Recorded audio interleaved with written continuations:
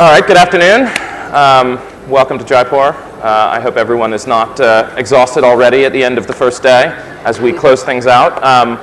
My name is Jonathan Shainin. I'm very happy to be here with Christina Lamb to talk about Afghanistan. Christina is the chief foreign correspondent of the Sunday Times in London, has been named 5 times Foreign Correspondent of the Year at the British Press Awards, and is the author of 7 books, including Waiting for Allah, a book about Pakistan, published in 1991. She was co-writer of Malala Yousafzai's memoir, I Am Malala. And today, I think we will largely be talking about Farewell Kabul, From Afghanistan to a More Dangerous World. So without further ado, let me ask Christina to begin by talking about how you first came to Afghanistan, which you said was in 1987, is that right? Yeah, it seems like an awfully long time ago. And I was very young at the time. It actually has to do with India in a strange way. I came to India when I was a student and travelled across India and fell in love with it. So after I left university, I worked as an intern at the Financial Times. And one day, the foreign editor was supposed to be going to a lunch of South Asian politicians, and last minute, he couldn't go. So he said to me, "You're always going on about India, why don't you go?" So I went to this lunch, and I sat next to somebody who was Secretary General of the Pakistan People's Party, which was Benazir Bhutto's party. And he said to me, "Would you like to interview Benazir?" So, of course, I said yes. So he arranged for me to go and interview her, and at that time she was living in exile in London, in the Barbican Centre. So I went to go and do this interview, and the day that I went, she'd just announced her engagement to Asif Ali Zardari. So the apartment was absolutely full of bouquets of flowers. Festive atmosphere. And we got on very well. Benazir Bhutto was very good at charming foreign correspondents, particularly men, I think, but also women, because actually they were her main weapon at that time. She couldn't be written about in the Pakistani media, so she needed foreign press to write about her. And actually, strangely, the Pakistani media could reprint the foreign press things. So anyway, she then went back to Pakistan. I went to work for a TV company in the Midlands in England, in Birmingham, as a very lowly trainee. And one day I came home from work, and there was this most beautiful invitation on my doormat. It was the most exquisite invitation I had ever seen, all in gold, and it was to her wedding in Pakistan. So, of course, I went, and it was the first time I'd ever been to Pakistan, and it was an incredible introduction. People here will know that South Asian weddings go on for a very long time and are very colourful and big, and it was my first experience of one of those, and being Benazir, it was particularly big and spectacular. But also every night after all the kind of commemorative events, there would then be a gathering in her house in Karachi, 70 Clifton, of all her political colleagues to talk about how to try and get rid of Pakistan's military dictator, General Zia.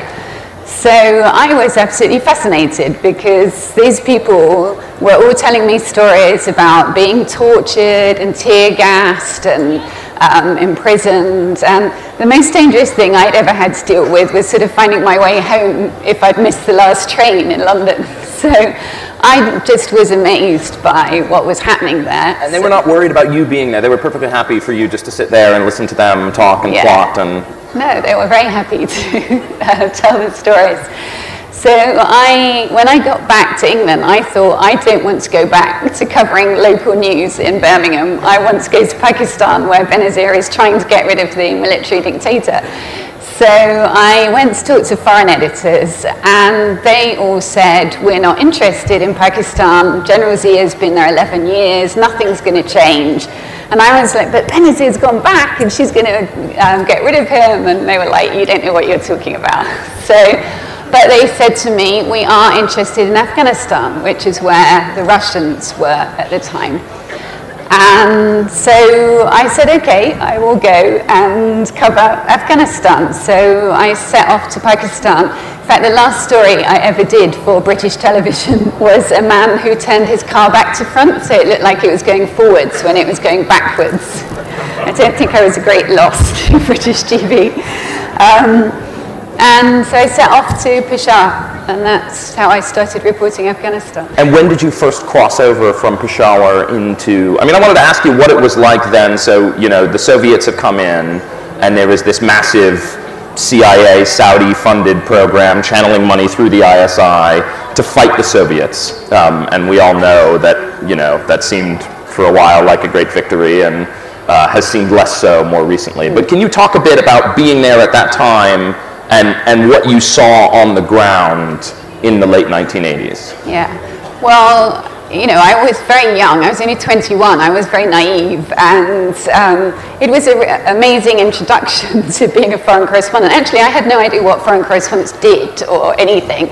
And there were 7 different resistance parties fighting in Afghanistan. ISI, Pakistan's military intelligence, had deliberately used the old British divide and rule policy to create a lot of different groups so that they could control them. And so I thought, okay, there are 7 groups, I will go and interview each group. In fact, actually, most journalists didn't do that. They just went to the most important groups, and the ones in particular, there were 2 that used to get journalists into Afghanistan a lot, which is what everybody wanted to do.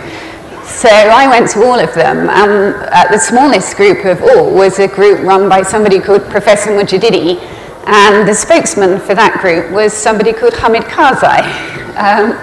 And he was delighted to have a foreign correspondent come to talk to him, because not many did. And he was a real Anglophile. He'd studied in Simla in India, and he had absolutely loved Somerset Maugham stories and Tennyson poetry and Cadbury's chocolate. And so he was very happy to talk. And he said to me, if you want to understand Afghanistan, you need to understand the tribes of Afghanistan from the south. Come with me to my house. And so he took me home for dinner, and his house was full of all these tribal elders from Kandahar and Uruzgan and Helmand and Nimruz and places like that. All with fabulous stories about tribal feuds, mostly seemed to involve people killing each other. And actually it made it very clear very quickly that Afghanistan was much more complicated than this black and white sort of thing I'd imagined of Russians against resistance fighters. Just as years later it was much more complicated than Taliban against NATO forces. And then you stayed there until what, I guess the early 1990s, and then you left Pakistan after starting to look into the ISI's funding or financing, or I wonder if you might, I was saying to Christina earlier that she has the rare distinction, I think, of having been deported from Pakistan not once but twice. So I think maybe it would make sense to end this chapter of our conversation with how you came to be deported the first time from Pakistan. Okay. I mean, as I was telling Jonathan, the funny thing is I have been deported twice, and every time I fill in a visa form to Pakistan, it asks, have you ever been deported? And I always put yes twice, and they always still give me a visa. I think they're impressed by your persistence. Maybe they don't believe me, I don't know. But, so that first time, well, I mean, it's really annoying being deported, because it's usually when you're in the middle of trying to do some story that you think is really important and they're going to expose something, and then you get stopped. So I had been writing quite a lot about how arms that were sent to the Mujahideen were then ending up being sold to Iran. The Stingers and some of the other weapons, and Pakistan's military involvement in that, which obviously wasn't a highly popular thing to write about among the people that matter in Pakistan. And so I was deported. I was held for a night and questioned and told that I should leave the country. And I didn't want to leave. I was really happy and enjoying living there, so I didn't leave. And then My phone was cut off. I was followed everywhere by 2 cars and a red motorbike, really obviously. And then one day the interior minister announced that my visa had been cancelled, so I had to leave. And I remember when I left, Benazir was still Prime Minister, but it was clear that the army was sort of moving against her, and that was one of the stories I'd also written, which I didn't like. And as I left, there was some graffiti on the wall by the airport which said, "We apologise for this democratic interruption. Martial law, normal martial law will be resumed shortly." And it was. So I want to jump now to where your book begins. This lovely book, which kind of summarizes, this incredible experience you've had in Afghanistan over all of these years. But the start of the book, chapter 1, finds you in Kabul on Christmas Eve 2001, and it's snowing, if I remember correctly. And after a very short war, the Taliban have been sort of suddenly routed by, I like this phrase you use, the unlikely pairing of what Colin Powell calls a fourth world army, which is the Northern Alliance, and the US Air Force. And so you put us there, and the mood, as you describe it, was sort of ebullient.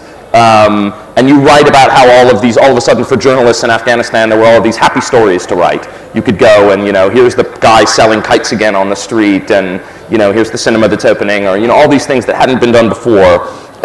Can you just sort of put us back in that place of what it was like for you to be there in 2001 at this time, however briefly, that seemed very hopeful, probably expecting to have never ended up back there yourself, right? Yeah. Well, no, certainly. I mean, when I was in Afghanistan in the late 80s, if anyone had said to me then, "You'll be back here 20 years covering your own country, fighting here," I would have said, "You're mad."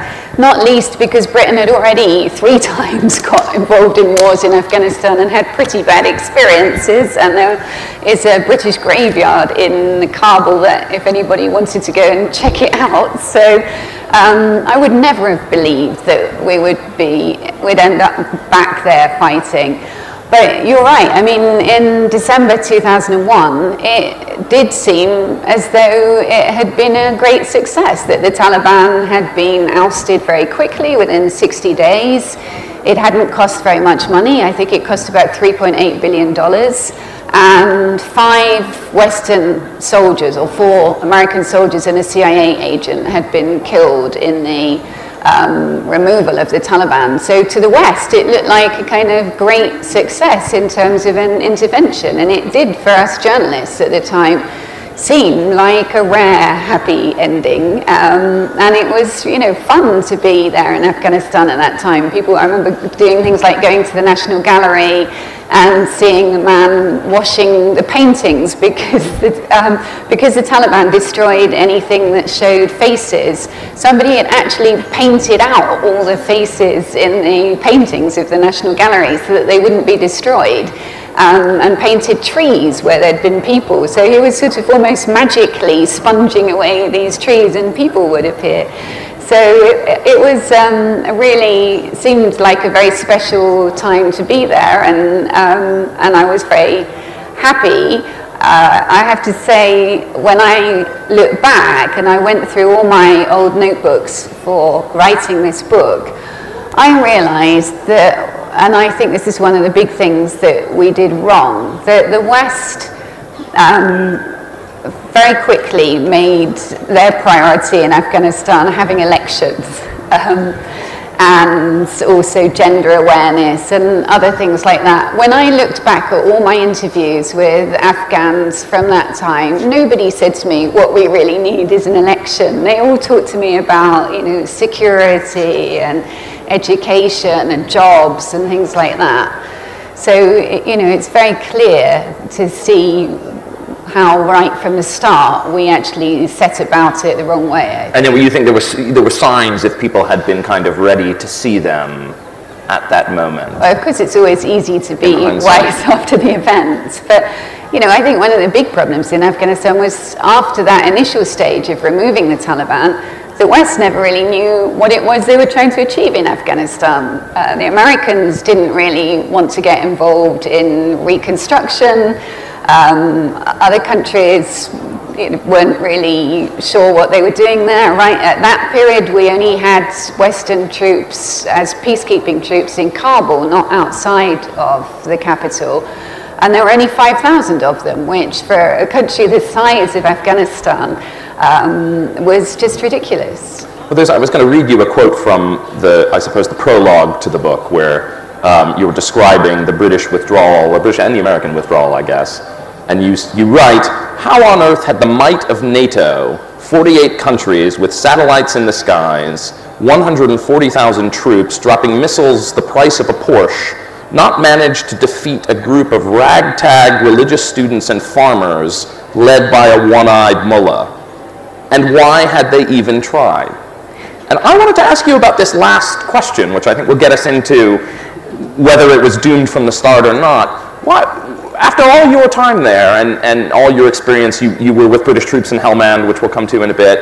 Why had they tried? What at the time was their sense of what the mission or the point of this was, and how did that change over time?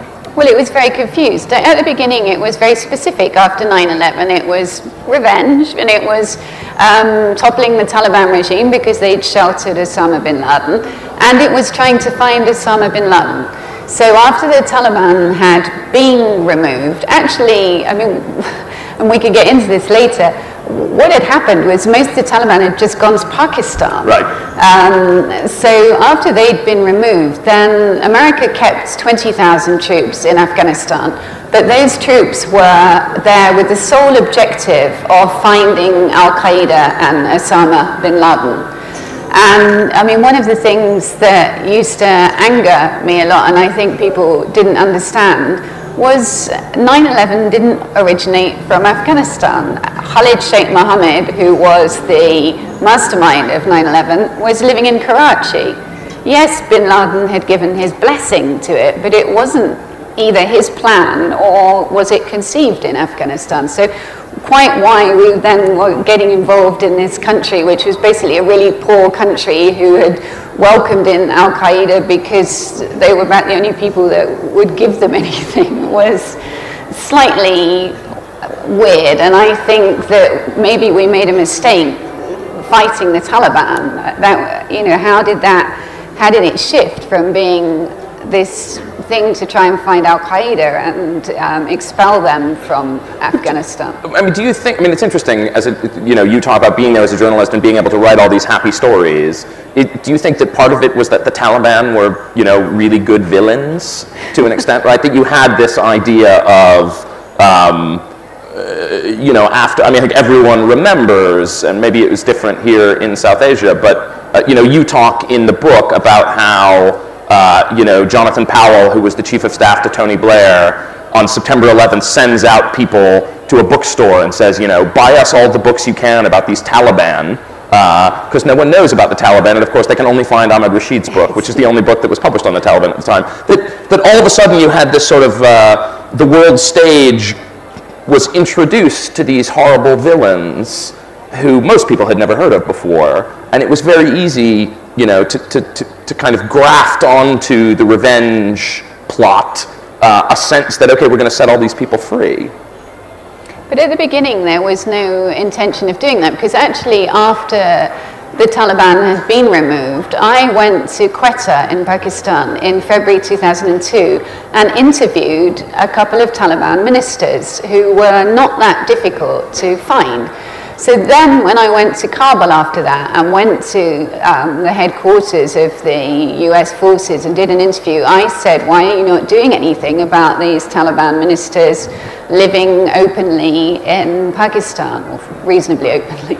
And he said, well, basically, we're not interested in the Taliban. They're not our enemy. It's Al-Qaeda. So how that later on suddenly became a fight against the Taliban, I think there are a lot of questions about. So do you think, I mean, now having spent all of this time there and having sat down and gone through your notebooks and having assembled this kind of narrative of, certainly the last 15 years, was this whole thing doomed from the start? I mean, do you think, we'll come to the question of Pakistan and the ISI in a second, but, because of the way things were done in the 1980s, and then because of the way things were done immediately after 9/11, is there a sense now that, you know, the compromises were made with the ISI, with Pakistan, with warlords, however you know, that meant that this sort of, you know, the NATO mission was just not going to be able to succeed? Well, it's sad because I think, you know, it could have succeeded if things had been done differently, but you had a kind of perfect storm in a way of things that were all done wrong. I mean, first of all, like I said, we didn't listen to local people about what they wanted. We spent a lot of money, but a lot of that money was spent in sending foreign consultants into Afghanistan to do things rather than training Afghans to do the jobs. I mean, Hamid Karzai, who I'd mentioned earlier as having known for years and was a close friend, he was the wrong person to be president, I think, right. And he was not the choice of the Afghan conference that was held to choose an interim president. People often, or you know, at the time it wasn't really clear to people that had happened, but this group of people that were sent, delegates to this castle in Bonn to try and come up with an interim leader very quickly because a dental conference was booked in the castle a few days later. Basically, they didn't choose Karzai. Their first choice was an Uzbek called Sattar. And he then, the Americans then thought, this is a bad idea because it needs to be a Pashtun, because Pashtun are the biggest tribe in Afghanistan. So they told them to re-vote. But who had told the Americans it had to be a Pashtun, right? I mean, presumably the Americans didn't have previous ideas about the governance of Afghanistan. That they thought, well, Afghanistan can only be governed by a Pashtun kind of thing. I think, you know, they had gone there with quite a clear idea of who they thought was the right person, to the extent that, so Hamid Karzai then had gone to Uruzgan with American special forces to try and raise a force against the remaining Taliban in the south of Afghanistan. And the Americans actually arranged for him to speak to the Bonn conference by satellite phone.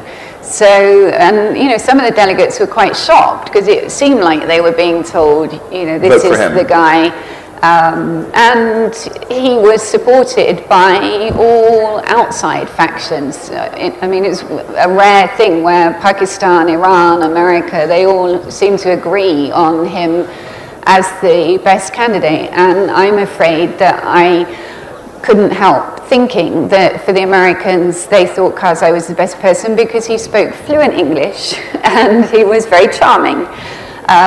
Frankly, he would have made a very good diplomat or foreign minister or something, but he had never run anything in his life, to the extent that one of the delegates at Bonn was his uncle, who refused to sign the agreement because he said, he is my nephew and I know he can't run anything. And what about him as someone who, you know, you talk about how you met him for the first time in the 80s and you know, you've remained very friendly with him. What do you think about him made him so unsuitable? Well, apart from this lack of experience, I mean, are there things about, you know, most people in this room don't know Karzai, this tent, I suppose.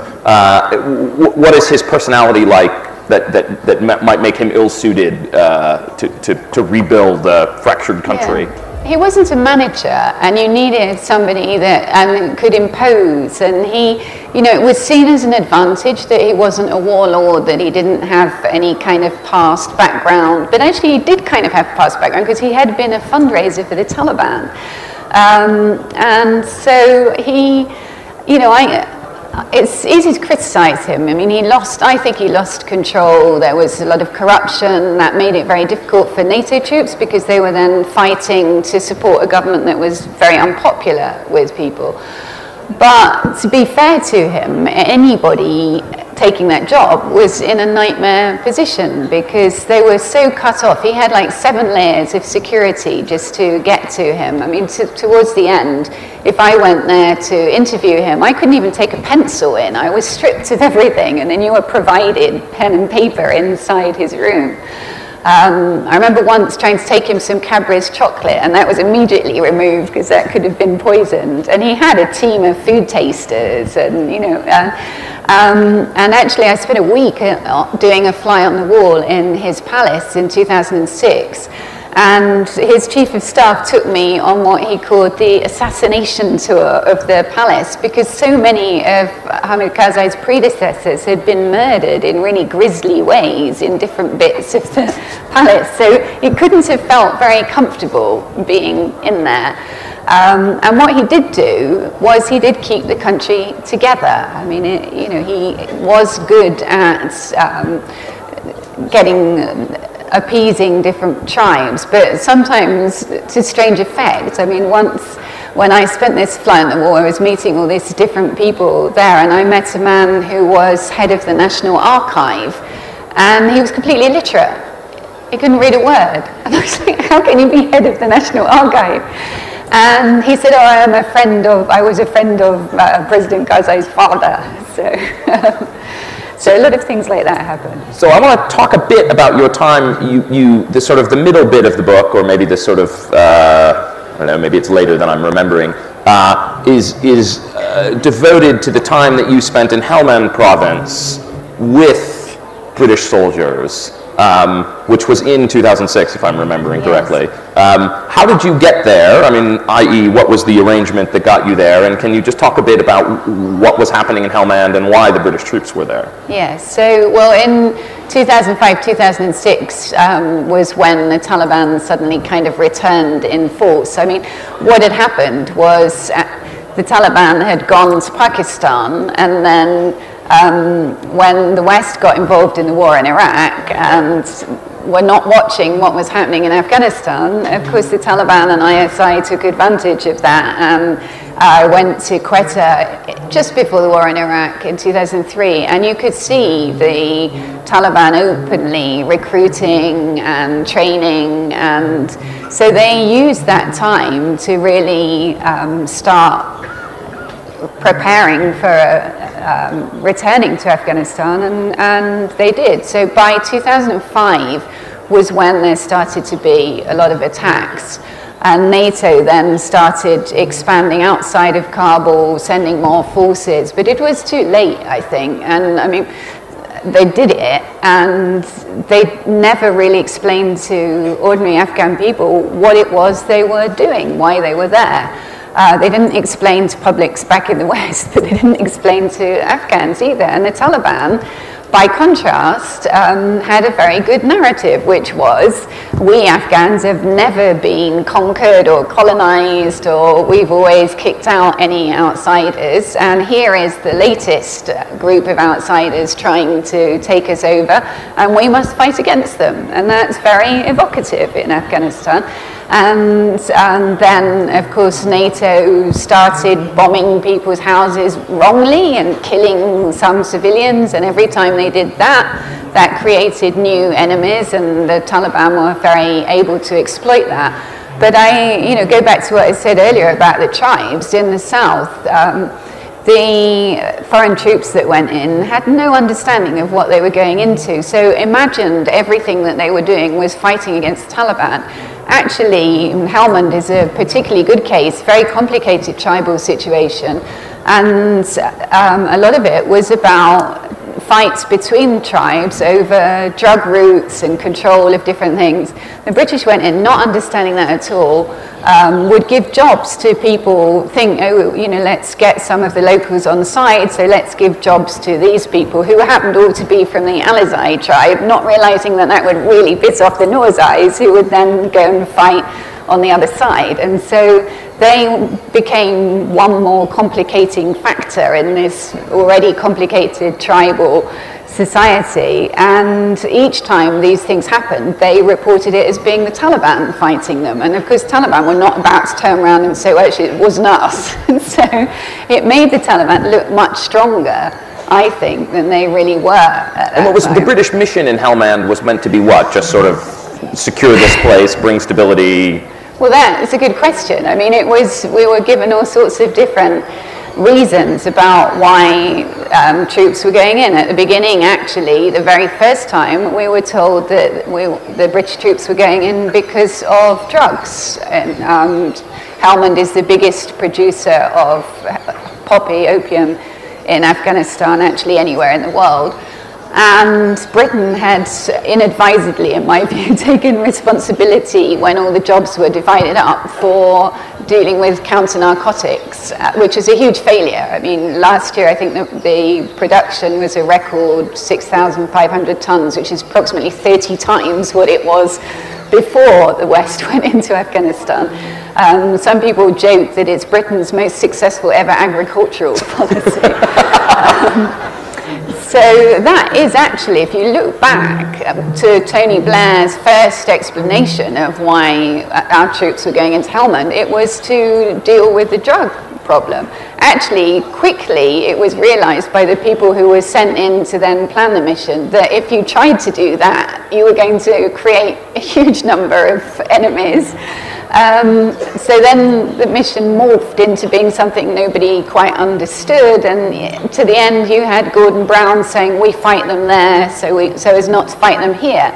But actually the Afghan Taliban have never carried out an attack outside of Afghanistan. So why did we need to be fighting them in Helmand? They weren't part of the global jihad. It was a much more nationalist kind of thing.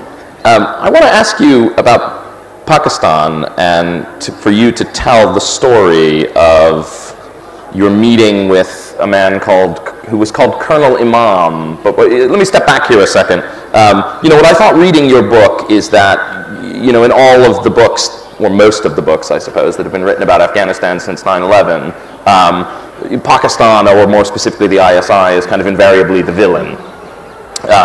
And anyone who has spent time in either Pakistan or Afghanistan covering this war seems to say, as you do, that all of this money and energy and effort was being poured into Afghanistan, and yet here you have this porous border, and as you just said, the Taliban could go over to Quetta and then could happily come back. So you talk in the book before you leave in 2009 to move to Washington. You're finally able to interview this man who you've been trying to meet for many, many years, who was called Colonel Imam. Can you tell his story? Because I think this is one of the most fascinating things in the book. Okay, well, you see, when 9/11 happened and the Americans said to Pakistan, you're either with us or you're against us, what was Pakistan going to do? I mean, General Musharraf, who was president at the time, wrote in his own memoir, I war-gamed the United States as an adversary and realized we couldn't take them on. So that doesn't really sound like the words of a loyal ally. So Pakistan agrees to support the West in the so-called war on terror, but when I was there straight after 9/11 the following week, and I was in Quetta, it just seemed to me, having covered Pakistan and Afghanistan for years, Pakistan helped create the Taliban. These officers of ISI have been working with these people for decades. They know them really well.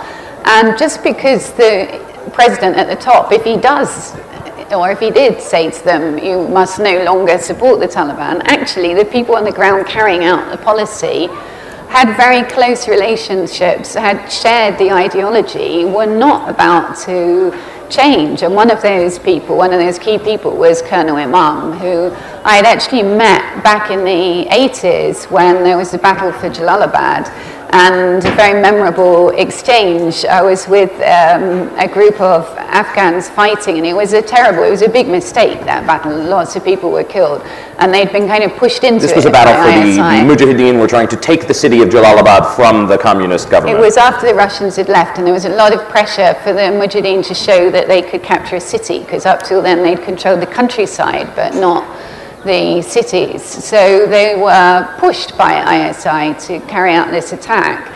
And and it was dreadful, because actually they'd already relied on help from people inside of towns, and suddenly they were attacking the town from outside and rocketing it, and the communist regime was bombing the roads. So people fleeing the city were being caught between those bombs and the rockets, and thousands of people were killed. 10,000 people were killed in a week.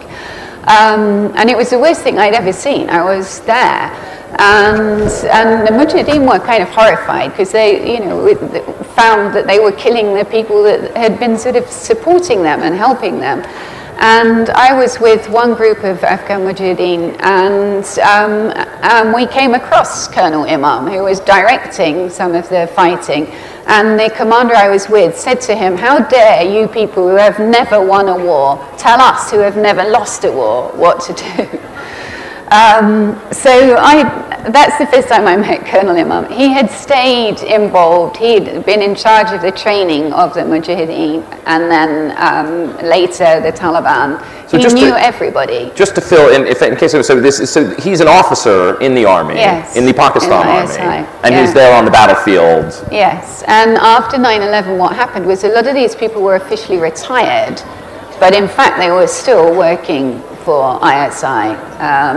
And to give this element of deniability, or some of them were running supposed NGOs, or there was all sorts of different things going on. And he was one of the people that was still working with the Taliban and going in and out. And so I was trying really hard to meet him in all those years after 9/11, and it never came off. And then finally, one day, he agreed to meet. Why does he agree to meet you after all of these years? It's a good question. Of course, I was a little bit nervous because I think this was in 2009, and I wasn't sure, these days kidnapping is a big risk for journalists, and I wasn't sure whether it was actually a trap. But he was indeed, I agreed to do it because we actually met in a hotel in Rawalpindi, a big hotel in a coffee shop, and I thought actually, that's more, it's a public place and it will be fine. And I think he by then, he was very angry because he felt that Pakistan was now no longer supporting the Taliban anymore in the way that they had been, and that he'd been kind of cut off. So I think he really actually wanted to tell the story almost, and he also wanted to make very clear that he felt that the West would abandon Afghanistan just as they had in the 80s, and that Pakistan would be left next door, they couldn't move. This is sort of where I was going with this, because I'm saying, Pakistan is the villain in a lot of these stories about Afghanistan, but then you've met a lot of these people who have, run this operation from the Pakistani side, and they don't seem terribly ashamed or secretive or kind of, right? It seems to me that there's a sense there that they feel like, well, look, this is just our business. Yeah. Our national interest is, to continue having a hand in what goes on over there. My book's at least as much about Pakistan as Afghanistan, really. But what I try to do is, yes, you're right, people paint Pakistan as the villain. Actually, I try and explain why Pakistan did what they did and why it made sense to them. Why, in my view, they were hedging. They were taking the money from the West. Now we can say this is outrageous. They took billions of dollars from the West, 12, 13 billion from the US, lots from other countries, and were using some of that money to then fund the Taliban, who were then killing American, British, other soldiers. And that's outrageous, and it is. But if you look at it from Pakistan's point of view, and go back to the 80s when I lived there the first time, now, I said to you, I'd gone there as a young, naive journalist, and after the Russians left in 1989, I was absolutely horrified how literally overnight all the people left, the diplomats, the spies, the aid workers, the journalists, all those people that had been drawn by the war went, and Pakistan was left to deal with millions of refugees, about 3.5, 4 million Afghan refugees. And not only did all these people leave, but then America, which had relied on Pakistan to help it carry out its fight in Afghanistan against the Russians, America suddenly discovered that Pakistan had a nuclear project, and so cut off aid. And until 9/11 happened, aid was cut off to Pakistan. So you could see why Pakistanis wouldn't trust the Americans, and why they would think the same thing's going to happen again. They're going to use us because they need us at the beginning, but then they're going to abandon us and we'll be stuck with the problem. So I completely understand where they were coming from, and I do think this is a big problem of the West and America in particular, and it's relevant now in dealings with Syria. We don't appreciate that other countries have a national interest too, and they might cooperate with us on some particular issue because it serves their purpose for a short time, but actually their overall long-term purpose is something quite different. And I found an interview when I was going through my old notebooks from 1989, after the Russians had left Afghanistan, with General Hamid Karzai, who had been Director General of ISI. And he said to me, you in the West think you can use these fundamentalists as cannon fodder and then abandon them, but it will come back to haunt you.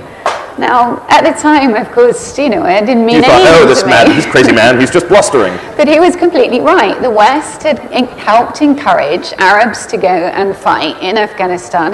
CIA had encouraged the use of the word jihad, had published textbooks for children where jihad was part of the learning the alphabet and counting. Imams in mosques in Pakistan had been encouraged to talk up jihad. And of course the Arab countries where most of these people would come from, Egypt, Sudan, Morocco, Tunisia, other countries, were very happy to get rid of their troublemakers. And a lot of these people had been convicts. One of those people from Jordan was Zarqawi, who ended up being the founder of Al-Qaeda in Iraq, which morphed into what is today Daesh or Islamic State. So I think an awful lot of these things track back to Afghanistan and to actually what the West did in Afghanistan. So I want to ask you, and we're running out of time, but I have a few more things. In 2009, you left Pakistan, Afghanistan, and you went to Washington. Obama had just become president, and many people here will perhaps remember that in the 2008 presidential campaign, Obama made a big deal of the idea that we took our eye off the ball in Afghanistan, right? There was a sort of Obama administration, Obama campaign narrative that said, Iraq is the bad war, Afghanistan is the good war, and, if it wasn't for this Iraq silliness, Afghanistan would be great. Then he comes into office, and the Iraq war winds down for various reasons, and now actually they have to deal with Afghanistan. So you're sitting there in Washington and you know Afghanistan terribly well. What do you see happening in the Obama administration, and did they succeed in changing anything for the better? No, I think he changed his mind about thinking of Afghanistan as the good war pretty quickly. What he did do was realize and publicly talk about that you couldn't separate Pakistan and Afghanistan in this, that you needed to look at both. And he developed what was called their AFPAC policy, which of course infuriated the Pakistanis because they didn't want to be lumped in with Afghanistan, and particularly coming second. Although I think I can say here, delighted the Indians, who were glad to not themselves be hyphenated with Pakistan anymore. Yes, maybe. So dehyphenation was a very big thing around here. So I think that he was right in some ways. You did need to look at both things, but I think that they realized quite quickly that Pakistan was so complicated and they didn't really know what to do about it. So they ended up with this policy which was really kind of relying on hope rather than experience, of trying to give Pakistan more money in the hope that they would do more and keep going on visits. Admiral Mullen went to Pakistan dozens of times to go and talk to them and try and persuade them, who was the chief military advisor for Obama, to try and get them to do things that the Americans wanted. But I think in the end they just kind of despaired, and the drone policy, or the use of drones, was a sort of substitute for policy with Pakistan. And one American general said to me, we thought that we were clever playing chess in Afghanistan, but the Pakistanis were playing chess in 10 dimensions, and they weren't even on the same board as us. And I wanted to ask, you said you went back last year. What was it like when you returned, and how did you end up going back to? So this was your first time back in Afghanistan for a little while. No, I had been going back regularly, but the last time I went was just over a year ago, and after the NATO troops had mostly left. And yeah, I mean, at that time, the new government of Ashraf Ghani had just taken over. And it sort of felt like it could go either way. People were quite hopeful to have a new government that was talking about getting rid of corruption and actually delivering to people. Of course, he took power. I mean, this is the irony. I talked earlier on about elections not being the priority of anybody in Afghanistan. Look at the complete irony that the last elections in Afghanistan, which cost the West more than $200 million to hold, the results of those elections were never made public because it was too complicated and awkward, and both sides were accusing each other of fraud. So a deal was done instead. So, you know, you just think, what on earth was the point? And doing deals is the Afghan way of doing things historically. So we ended up with a government of really two rivals, of Ashraf Ghani and Abdullah. And actually, although they seem to get on quite well, the two of them, the people around them don't get on at all. And it's made it very difficult to do anything. It took them almost a year to form a cabinet. So it's, the situation has deteriorated a lot more quickly than I thought it would. And the Taliban have moved into places that I never thought that they would get into so quickly in the north. And we've also seen the spread in the east around Jalalabad of Daesh. And you might have seen the awful killings yesterday of the Tolo TV journalists, producers. 7 Afghan journalists were killed in Kabul. The ISIS or Daesh are threatening Afghan journalists. They've started a radio station in Afghanistan called Voice of the Caliphate. And it seems like they're trying to remove any kind of rival media. So the irony that we might end up after all of this and people like Brown saying we're there to make the world safer, actually if we end up with ISIS taking over parts of Afghanistan, that means we didn't achieve anything. And you mentioned, I mean, you told me that when you wanted to go, at first your editor said nobody, you know, it's this idea that you know, as all this stuff is happening again in Afghanistan, now that NATO troops have left, people think in the West, well, who cares? Yeah, no, I mean, this is awful, and I'm really angry about it. I didn't manage to go at all last year. My newspaper refused to send me because they said it's yesterday's war. And I pointed out, and what I spent most of last year doing was reporting a refugee situation, which is a huge issue in Europe. But that's it. The result of these unresolved wars, or wars that we've created in other places, and the second biggest refugee community after the Syrians are Afghans. Why are Afghans leaving Afghanistan if the war is over, as was declared by Obama and Cameron?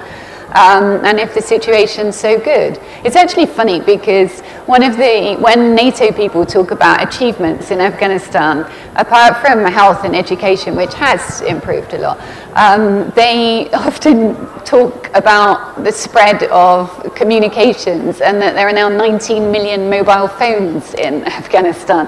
And I always think that's a stupid thing to say, that why nobody thought we were going into Afghanistan to spread the joys of Vodafone.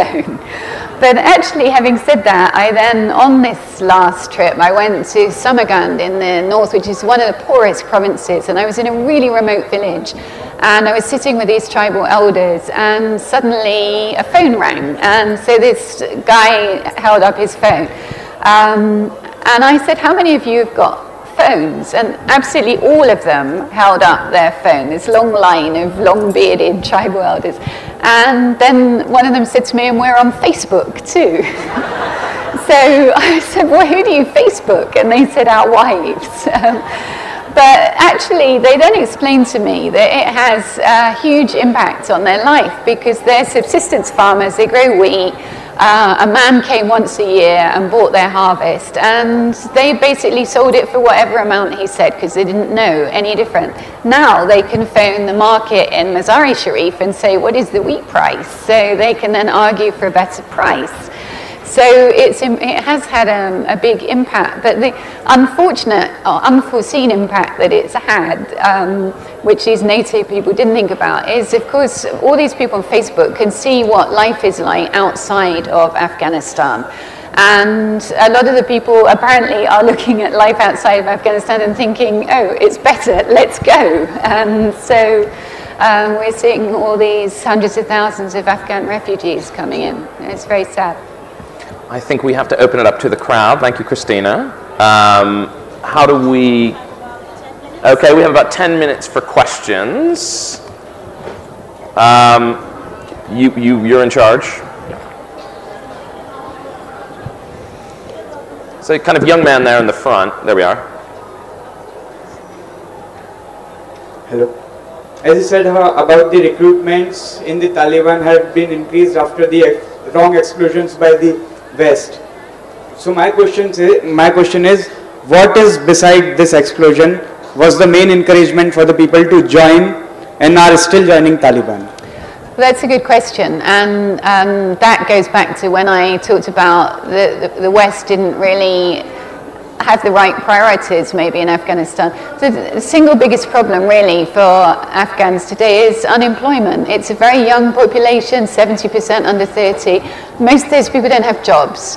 We've sent a lot of people to primary school, but actually half the children in Afghanistan today still never set foot in a school. But it's no point going to school anyway if at the end of it there's no work. And so if you go into any village in Afghanistan, there are loads of people just sitting around with nothing to do. So what are they going to do? They're going to join the Taliban if somebody comes along and offers them money to do that, or they might go and grow poppy. And now in the East, Daesh is offering $700 a month, which is a huge amount. I mean, the Afghan army pays $300 when it pays. So I think that is the main reason that people are joining. Not that there's any great love for the Taliban, but also the other thing that has happened in Kunduz, which fell in September, which surprised people because it was a northern city, although it has a quite big Pashtun population, but why did that fall? When I talked to people there afterwards, they said actually it was very easy for the Taliban to take Kunduz because people were so fed up with the Afghan police because they were bribing people and abusing people. I mean, I don't know how valid these polls are, but supposedly the average Afghan spends 1 month of his yearly or her yearly salary on bribes. So that's a huge amount.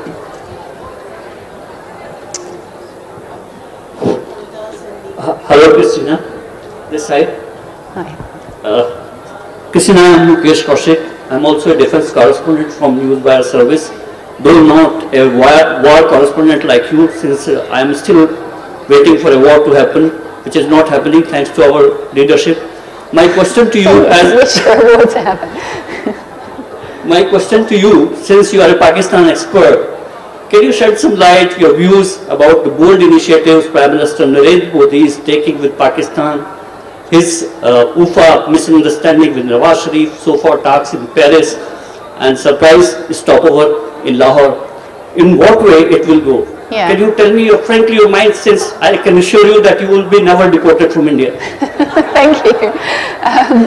Well, I wish I could answer that question, because that, of course, is the key to a lot of the problems in Pakistan today. If Pakistan didn't have this huge problem with its neighbor, or perceived problem, it wouldn't need a 600,000 strong army and all these nuclear weapons and everything that it spends a huge amount of its budget on. And the army wouldn't be as powerful as it is there. But, I mean, that's a reason, of course, why some people in Pakistan's military might not want peace with India. So I was happy to see Narendra Modi's visit to Lahore. I thought it was a good thing. Any talks are good, always. And And it was a real shame, the attack a few days later, undermining all of that. And this always seems to happen whenever there's any peace initiative, then comes some kind of attack and undoes any of the good work. I do believe, actually, Nawaz Sharif, he's a businessman at heart, and he strongly wants to improve the economy of Pakistan and sees trade as an important part of that. So I think he, would very much like to have a better relationship. But as you know, Pakistan is not necessarily under control of its Prime Minister. I ask this question to you because you command so much respect in journalist circles all over the world. My question to you is, Afghanistan was made the battlefield of the bipolar world. The Western media is almost always seen speaking about consequences of wars, long fought to counter extremist forces, and mostly their own victimization. Why wouldn't they talk about the Western hand in sourcing such extremism more openly, honestly, and at length? Well, I mean, that's what I'm trying to talk about. So, because I think, we did start this, and we do have to take responsibility for what we've done. And, I think if you read my book, Farewell Kabul, no one really comes out well from it, sadly. I mean, on all sides, there were problems, whether it was the Afghan government, whether it was Western aid or Western military. And neighbouring countries. But I think, there's important lessons to be learned from Afghanistan, and particularly as we start, getting involved yet again in Syria. And that I don't take from Afghanistan, I also covered Iraq and Libya, I don't take from those that we shouldn't intervene in those places, but that it is really important to have a long-term plan and to actually have some some understanding why you're doing it, and some political plan for the end of it. And we didn't have in any of those places. So I get very concerned now to see bombing of Syria and bombing again with partners who may want some different thing at the end of the day. That we don't seem to have learnt those lessons, and I find that quite astonishing after all that we've done. Actually, although I'm passionate about Afghanistan, I'm really worried about the future, and we haven't talked about this, but particularly worried about the situation of women, because we made a lot of promises when we got rid of the Taliban, and we told women in Afghanistan that they would now be free and they would be able to do what they liked, and they were encouraged to run for office and to go and speak on international conferences. A lot of those women today are living in fear of their lives or have been killed. And I think the West should be doing more to protect them. And that's one of the reasons I think that it's really important the media keep going there and covering it, because we should remind people of that and remind people of the plight that women are in. So, I mean, just to complete that point, I said that although I care a lot about Afghanistan, I don't think it's the worst of these situations. I think it actually could still kind of go either way.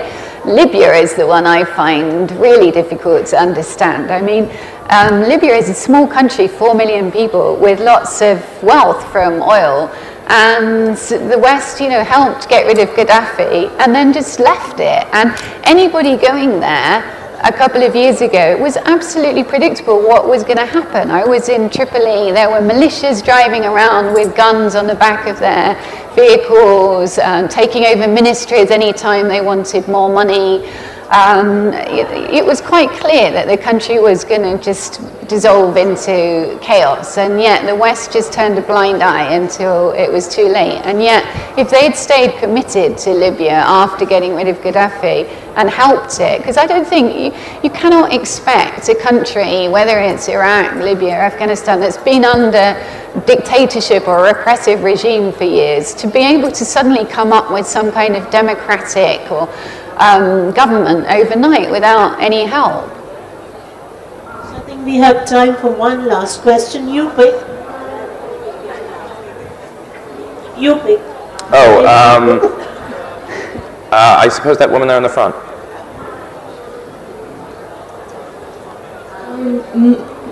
Thank you for choosing me. My question is that wars have to be financed somewhere, and it usually comes out of the citizen's pocket. So I would like to know, as you are an international correspondent, but you are based in Britain, what role does the common Britisher's opinion play in foreign policy? Because obviously the government that is currently tactically planning out the war in Afghanistan would want to get re-elected. I mean, its alliances do actually lie at home. So I just wanted to know, how far can the common Britisher actually influence such plans? Well, there's no doubt that one of the reasons that the West didn't get involved in Syria earlier on was because of public opinion, that they thought that the public wouldn't accept getting involved in another country after Afghanistan and Iraq and Libya had all gone wrong. I mean, I was living in Washington actually at that time in 2011 when the Arab Spring started, and it was absolutely clear there was no way on earth that President Obama was going to support any of the Syrian rebel groups. I mean, now people say, oh, if only we had done that and we wouldn't be in this situation. But there was no way. He was so burnt. I mean, you talked about him saying, you know, Iraq was a bad war, and he'd come into office promising to take troops out of Iraq and ultimately Afghanistan. So he wasn't going to get involved in somewhere else. All right, that's all we've got time for. Thank you, everyone, for coming. Thank you to Christina Lamb. Thank you. Thank you, Christina. Thank you, Jonathan, for such an, informative session into the troubled lands. Thank you so very much for being here. Thank you.